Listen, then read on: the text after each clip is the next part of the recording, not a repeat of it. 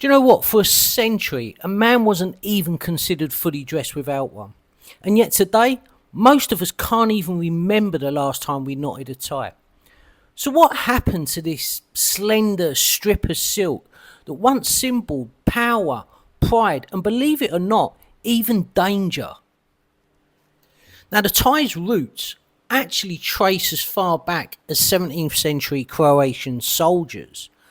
By Queen Victoria's reign, it had naturally migrated to London's elite. Post World War II, it had become a corporate badge of ambition. Old money, new money, and everyone in between was wearing the tie. Now, this is where things get a little bit dark and interesting at the same time. Now, it's important to understand that the tie wasn't just a symbol of respectability. In 1920s New York, Al Capone and Lucky Luciano had actually turned the tie into armour. It was a silk distraction that allowed them to mask their severe violence. Across the Atlantic, the Cray twins in London, Ronnie and Reggie, were wearing perfectly tailored suits from Savile Row, along with immaculate Windsor knots as they ruled London's underworld.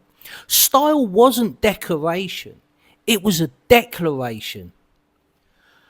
And then the world relaxed. Casual Fridays in the 90s bled into casual everyday. Silicon Valley billionaires proved you can rule the world wearing trainers and a hoodie. Remote work, pandemic lockdowns, changing values, comfort started to beat conformity. When ties became optional, most men discovered they didn't actually miss the chokehold. Yet the tie never truly died. It just evolved. It was freed from obligation. It's now a choice, an exclamation point, and not a period. Wear a tie today and you stand out rather than blend in. Now, I don't knot a tie every morning anymore. However, I do miss that period from the late 80s and the early 90s where it was obligatory for me to wear a tie to go to the office. It made me feel empowered. It gave me ambition. And the truth is, although I don't often wear a tie anymore, when I do, instantly my posture, my mindset and my presence all seem to level up. So I think we conclude that a tie no longer means etiquette. It's a strategy. So when should you wear a tie? Well, apart from the obvious times such as a wedding or a funeral, there are other occasions. So for example, an important meeting where authority matters.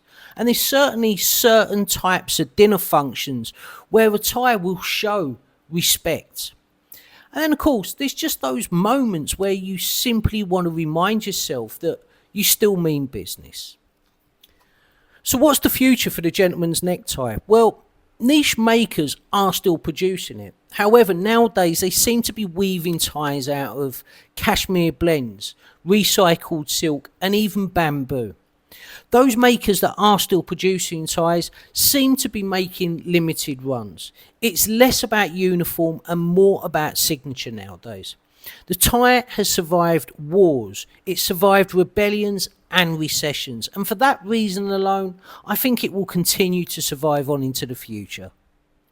So now for the big question, is the gentleman's necktie dead? Well, personally, I don't think it is. I think it's just sitting there waiting for men who choose intention over autopilot. Anyway, guys, I'm going to wrap up the video. Please let me know in the comment section if you still wear a tie or if you don't, and the reasons for that. Also, as always, I'm going to ask you to hit that like button, and if you haven't already hit the subscribe button, be sure to hit that. It doesn't cost a single penny to subscribe, but it really helps the channel to continue to grow. Anyway, enjoy whatever you're doing for the rest of the day, and I'll catch you in the next one.